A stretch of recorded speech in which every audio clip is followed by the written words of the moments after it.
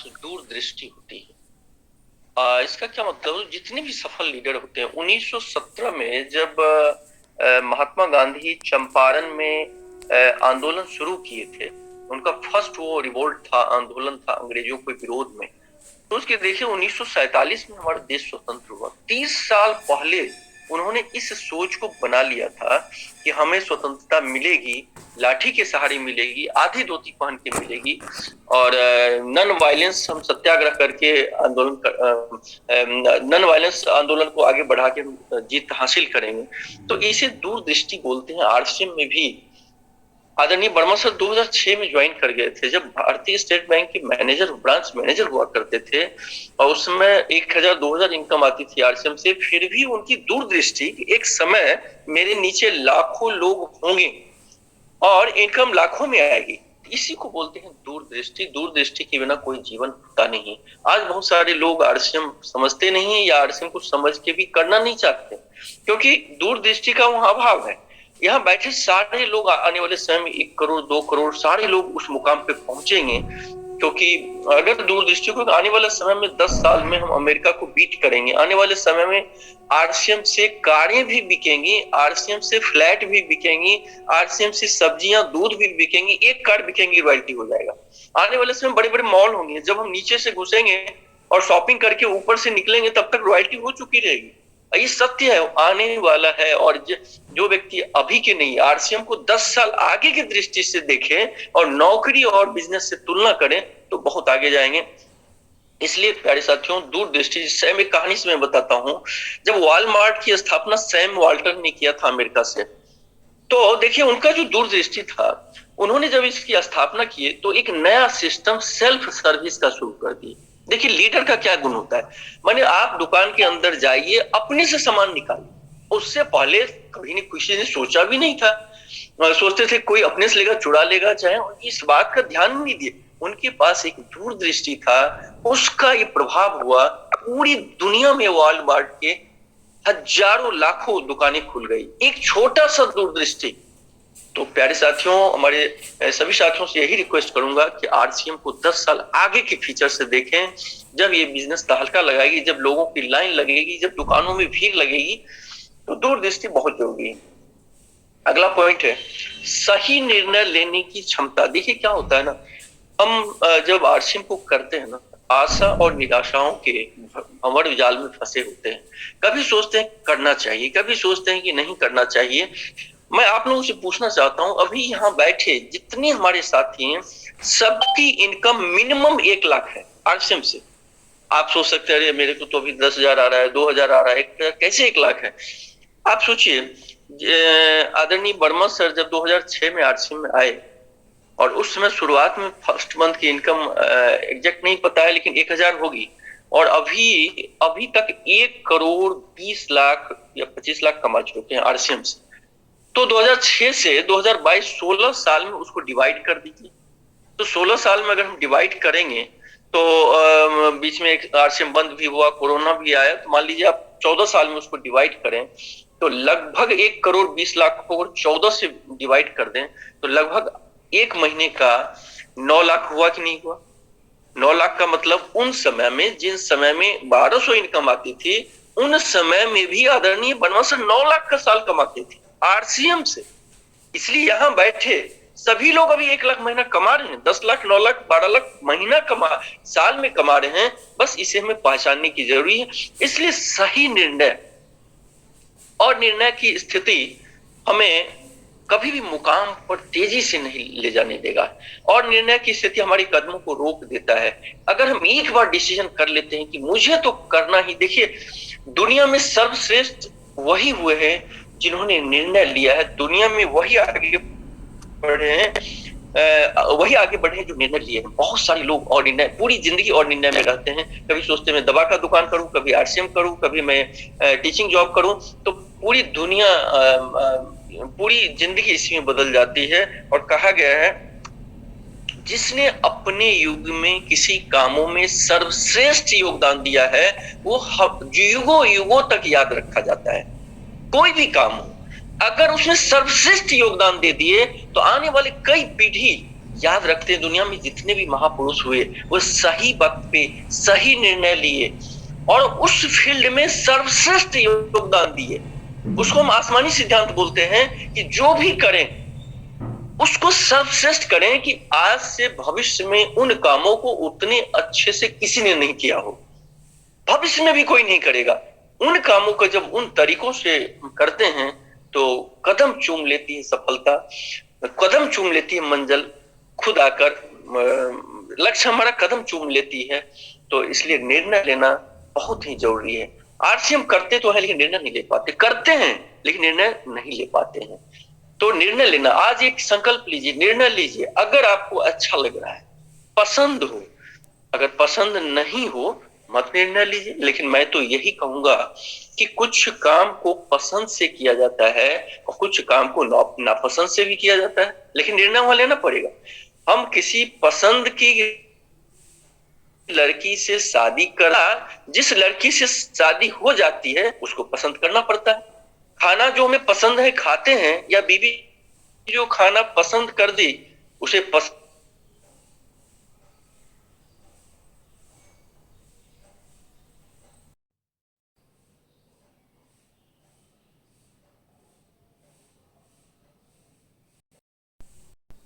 लेकिन क्या वो पेंटिंग हमारे कैरियर को बनाएगा? नहीं बनाएगा। लाखों में एक आध माइकल एंजेलो होते हैं, तो कैरियर को नहीं बनाएगा। इसलिए जो काम है उसको पसंद करें, या तो मन पसंद काम करें या काम को ही पसंद करें। यही जीवन का सर्वश्रेष्ठ सुखी रहने का तरीका है। और इसलिए अगर किसी को आरसीएम पसंद हो तब भी करें, आरसीएम ना पसंद हो तब भी करें, आरसीएम करने में विश्वास हो तब भी करें, आरसीएम करने में विश्वास नहीं हो तब भी करें। आपको लगता है कि आरसीएम कर पाएंगे तब भी करें, लगता है कि नहीं कर पाएंगे तब भी करें, क्योंकि ये हमारे नीचे बहुत सारे लोग भी आते हैं, वो भी तो करते हैं।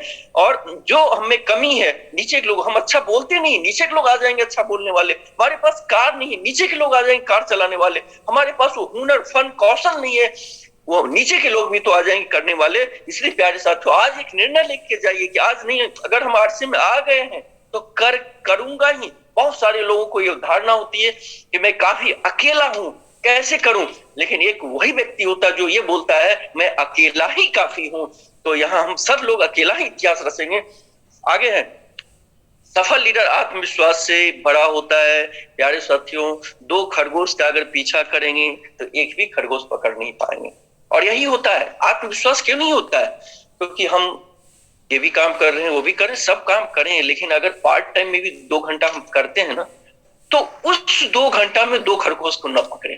अब किसी दिन हम चले जाते हैं, हमारे बहुत लोगों से मैं बात करता हूं, मैं हैरान होती हूँ, बोलते हैं कि मौसी के जीजा जी के लड़के का मुंडन था इसलिए मैं 2 दिन वहां चला गया। अरे बताइए, प्रोफेशनल लोग कभी सोशल नहीं होते हैं और सोशल लोग कभी प्रोफेशनल नहीं होते हैं। सक्सेसफुल लोग कभी सोशल नहीं होते हैं, सोशल लोग कभी सक्सेसफुल नहीं होते हैं। हाँ, सक्सेसफुल, हमें सक्सेस मिलने के बाद सोसाइटी के लिए काम कीजिए।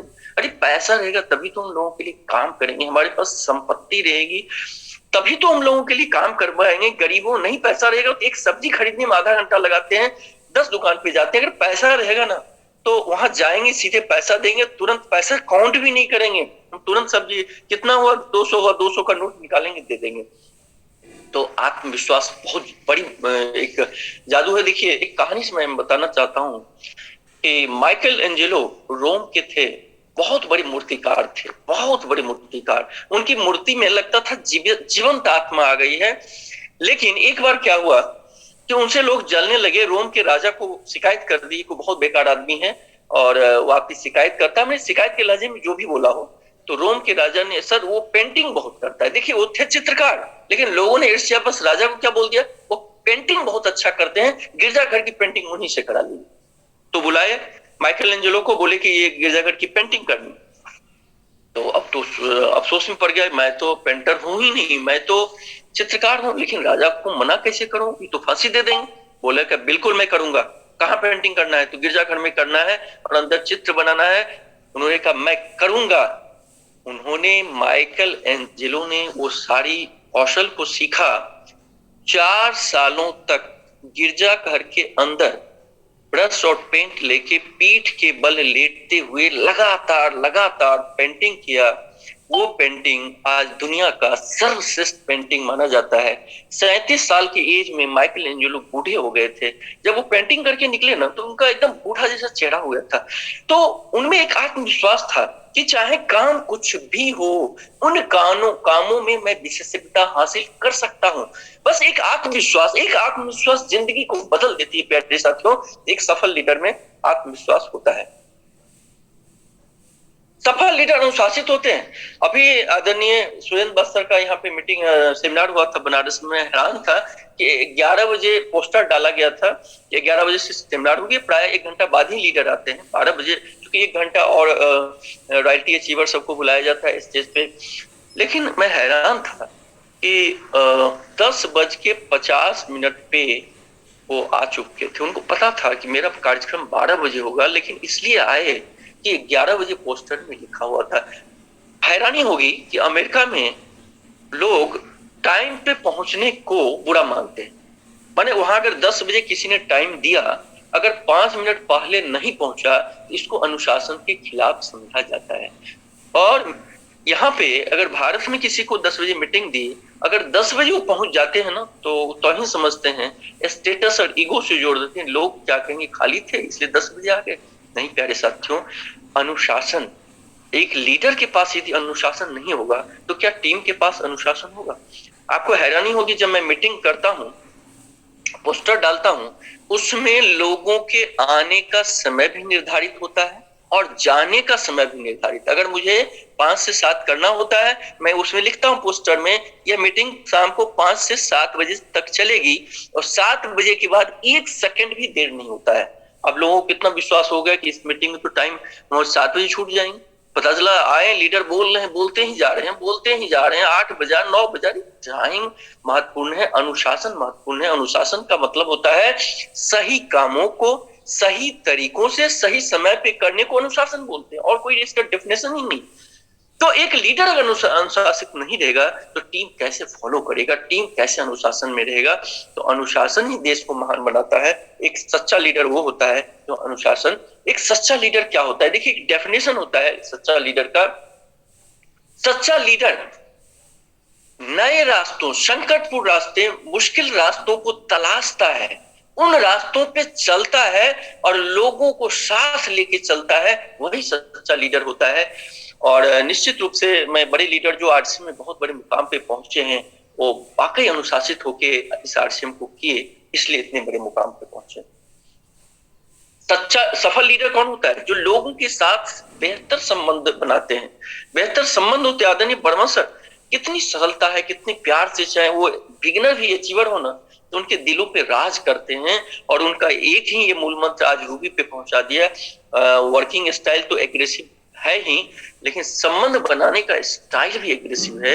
मैं बहुत सर से सीखता हूँ। जितने बड़े बड़े लीडर हैं, जितने भी आरसीएम का हो या बाहर के लोग हो, बड़े लीडर हो, वो संबंध की बनाने की कला में विकसित होता है। एक बार क्या हुआ, टाटा कंपनी में बोनस के लिए मजदूरों ने स्ट्राइक कर दिया और वो अड़े थे, लेकिन मैनेजमेंट ने कहा कि बोनस नहीं देंगे, कंपनी में इस समय वो स्थिति नहीं है हम बोनस दे पाएंगे।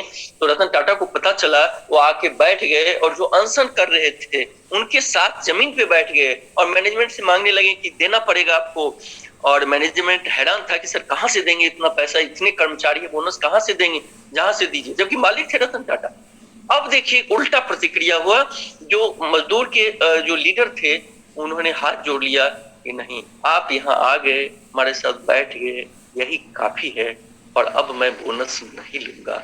मेरे साथियों, यही होता है लोगों के दिलों पे राज करना। और आरसीएम, बाहर की दुनिया में हम पैसों को जोड़ते हैं, लेकिन आरसीएम पैसों के साथ साथ 2 दिलों को भी जोड़ता है, हजारों दिलों को भी जोड़ता है। और इसलिए जो इसमें जितना माहिर होगा, जो इसमें माहिर होगा, वो बहुत आगे चला जाएगा, आरसीएम ही नहीं दुनिया के हर फील्ड में। तो संबंध बनाने की कला हमें आनी चाहिए। अगला है संगठन। देखिए थोड़ा स्पेलिंग मिस्टेक है। संगठन के प्रति समर्पण की भावना। हमारे जो सीनियर है आदरणीय ज्ञान सर, मैं सीखता हूँ कितना डेडिकेशन है और सभी लीडर्स के पास। क्योंकि कहा गया है, देखिए बहुत अच्छी कहावत है, यदि समर्पण हो तो असाधारण लोग भी दुनिया पे साधारण असर डालते हैं। यदि समर्पण न हो तो असाधारण लोग भी दुनिया पे साधारण असर डालते हैं। और देखिए कहा गया है, साधारण सोच, साधारण मेहनत, साधारण नॉलेज से रिजल्ट भी साधारण आते हैं। असाधारण सोच, असाधारण मेहनत, असाधारण नॉलेज से रिजल्ट भी असाधारण आते हैं। आज आरसी में जो भी सफल हुई है दुनिया की किसी फील्ड में, उनका डेडिकेशन टुवर्ड्स देयर पर्पस। डिजाइली ने क्या कहा था, डिजाइली एक बहुत बड़े दार्शनिक थे, कि अगर हमें अपने पर्पस के प्रति समर्पण होगा तो कोई ऐसा पैदा नहीं है जो हमें सफलता नहीं दिला सकती है।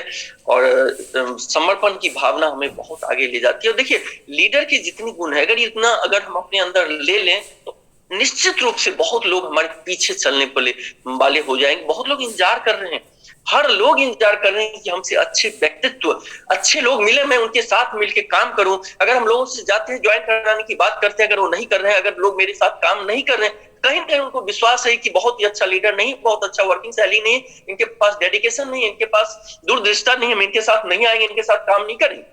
और हम क्या सोचते हैं, अरे वो निगेटिव हो गया। निगेटिव कुछ भी नहीं हुआ, लोग काम कर रहे हैं, हजारों लोग काम कर रहे हैं, लाखों लोग आरसी में काम कर रहे हैं। तो ये समर्पण की भावना कहा गया है कि कौन कहता है कि भगवान आते नहीं, मीरा जैसे हम बुलाते नहीं। क्या मीरा का समर्पण था? तब तो भगवान दर्शन दे दिए। रात रात भर भगवान को याद करती थी, डांस करती थी, गाती थी, रोती थी, चिल्लाती थी, अंत में भगवान को झुकना पड़ा। आए तो समर्पण रखना चाहिए। या तो हम किसी काम को करें नहीं, अब करें तो समर्पण के साथ करें, तो लीडरशिप पैदा होगी और लोग अनुसरण करेंगे। अगला है कि सफल लीडर उत्साही होते हैं। देखिए पूर्वांचल के शेर आदरणीय डी कुमार सर के लिए जोरदार क्लैपिंग हो जाए, बहुत शानदार लीडर। तो देखिए ये उत्साह में हमेशा लबरेज, जब बात करते हैं तो चेहरे से नहीं, इनके रोम रोम से उत्साह झलकता है। और देखिए उत्साही व्यक्ति ही दूसरों को उत्साही कर सकता है, क्योंकि आशा आशा को जन्म देता है, निराशा निराशा को जन्म देता है, निराशा के बादल को उखाड़ फेंको।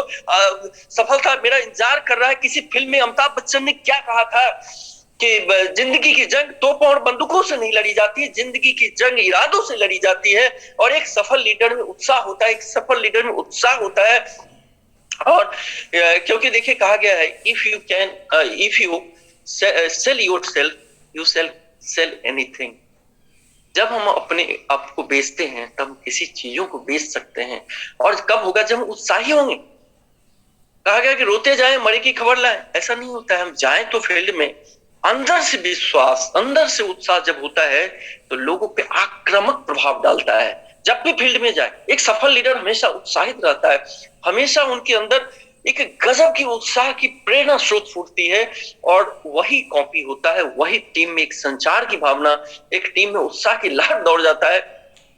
आखिर एक लीडर जब स्टेज पे आते हैं तो देखिए कहा जाता है कि मुर्दाओं को, देखिए आरसीएम कहा जाता है कि जब हम, आरसीएम एक ऐसा बिजनेस है जो जिंदा को जिंदा नहीं करता है, आरसीएम मुर्दा को भी जिंदा कर देता है। उसके अंदर, उसके रगों में बूढ़े लोगों को जवान कर देता है, बूढ़े लोगों को जवान कर देता है, मुर्दे को जीवित करता है। ये तो आरसीएम है। और वही लीडर सफल है इसमें जो इस कला में जितना माहिर होगा, खुद उत्साहित रहेगा, खुद लोगों को, देखिए उत्साह, ये सारी कला, ये जो लीडर्स की कला है, कोई पेट से सीख के नहीं आता है। लता मंगेशकर जन्म से ही गायिका नहीं थी, अमिताभ बच्चन जन्म से ही एक्टर नहीं थे। ये सारी गुण सीखना पड़ता है। ये जॉन सी मैक्सवेल अपनी किताब में उन्होंने बोला कि ये लीडरशिप सीखने की कला है। लीडरशिप जन्मजात, ठीक है, 1% लोगों में जन्मजात भी होती है, लेकिन 99% सीख के ही हम आगे बढ़ते हैं। तो सफल लीडर उत्साही होते हैं। अगला है, सफल लीडर लोगों पर अपनी अमिट छाप छोड़ते हैं। देखिए आदरणीय सुजीत सर जहां भी जाते हैं, जिनसे भी बात करते हैं, एक अमिट छाप छोड़ सकते हैं, दिलों पे राज करते हैं। एक रॉयल्टी अचीवर को कभी कभी फोन कर देते हैं, कभी कभी मेरे पास फोन आ जाता है, मैं हैरान रहता हूँ, उनके नीचे हजारों रॉयल्टी अचीवर फिर भी फोन करते हैं। तो जब सफल लीडर होते हैं ना, लोगों से मिलते हैं ना, तो अमिट छाप छोड़ देते हैं। एक लीडर में एक क्वालिटी होती है।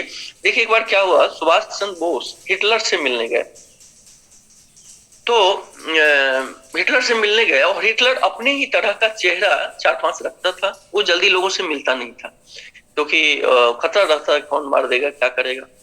तो अपने हमशक्ल को भेजे मिलने के लिए ड्राइंग हॉल में। तो वो आया और हाथ मिलाया। तो हिटलर ये सुभाष चंद्र बोस क्या बोले, नहीं नहीं मुझे हिटलर से मिलना है। तो उन्होंने कहा मैं ही हिटलर, नहीं नहीं नहीं आप हिटलर नहीं, एकदम हिटलर का हमशक्ल। फिर दूसरा आया हाथ मिलाया, तो भी कि नहीं नहीं हाथ तो मिला हिटलर से मुझे मिलना है। तीसरा आया, चौथा है, पांचवा, तब जाके अंदर बोला ये तो गजब का आदमी आ गया इंडिया से, ये तो काला हिटलर है ही नहीं। हिटलर आया और वो हाथ नहीं बढ़ाया, वो कहा कि तुम कैसे ये बातें कर रहे हो, बिल्कुल तुमने कैसे कहो कि ये लोग हिटलर नहीं। बोले कि नहीं, हिटलर अगर मैं एक गुलाम देश से आया और हिटलर इतना बड़ा शासक है, वो हाथ कभी नहीं मिलाता, ये लोग हाथ मिलाए, मैं समझ गया कि हिटलर हो नहीं सकता है एक गुलाम देश के आदमी से एक इतने बड़े शासक इतने बड़े तानाशाह हाथ नहीं मिला सकता है। सर आपके चेहरे से मैं पकड़ लिया हूं कि आप हिटलर, आपके चेहरे पे ओज है, आपके चेहरे पे वो भाव भंगिमा है, आपके चेहरे पे आप अमिट छाप छोड़ सकते हैं लोगों को, आप ही हिटलर है। केवल इन्हीं कारण से हिटलर ने कहा कि ये तो बहुत इंटेलिजेंट इंडियन है, और उन्होंने फौज से मदद की, आजाद हिंद फौज में हिटलर ने काफी योगदान किया और तब जाके उन्होंने भारत पे चढ़ाई की। तो ये क्या होता है, ये एक जब भी जाए तो एक चुंबकीय शक्ति होना चाहिए, एक ऐसा एक हमारे पास ओरा होना चाहिए, आभा होना चाहिए, जब लोगों से मिले तो लोग स्वतः आकर्षित हो जाएं, मतलब स्वतः लोग हमारे पीछे खींचे आ जाएं, ये लीडर में होना ही चाहिए। और इन्हीं सब बातों के लिए आदरणीय वर्मा सर मुहिम छोड़े हैं कि सीखना है, हमें इस बिजनेस में वीडियो सुनना है, किताब पढ़ना है और ये कला को विकसित करना है, क्योंकि नॉलेज होने के बाद हमारे अंदर ये सारी गुण स्वतः आ जाता है। Knowledge is power. कामयाबी भूख से दर्द से पैदा तो होती है, लेकिन कामयाबी ज्ञान की भूख से पैदा होती है, और यही हमें सीखना है। और कहा गया है कि all leaders are good readers. देखिए राजकुमार सर से मैं सीखता हूँ, उन्होंने एक किताब रिकमेंड किया था कि मंजिल पर मिलेंगे, कितना अच्छा किताब है। तो वो किताब मतलब जो भी अच्छे लीडर होते हैं वो अच्छे रीडर होते हैं, वो बहुत किताब पढ़ते हैं, चाहे बिल गेट्स को ले लीजिए, बराक ओबामा को ले लीजिए, सभी लोग बहुत पढ़ते हैं, बहुत पढ़ाकू होते हैं लीडर्स, वो पढ़ने में बहुत एंजॉय करते हैं। आदरणीय वर्मा सर एक किताब महीना की बात करते हैं, स्वामी विवेकानंद एक दिन में 3-3 किताबें पढ़ते थे। वो जब अमेरिका गए लाइब्रेरी में सुबह लाते थे, 3 मोटी मोटी किताब शाम तक पढ़ के देते थे।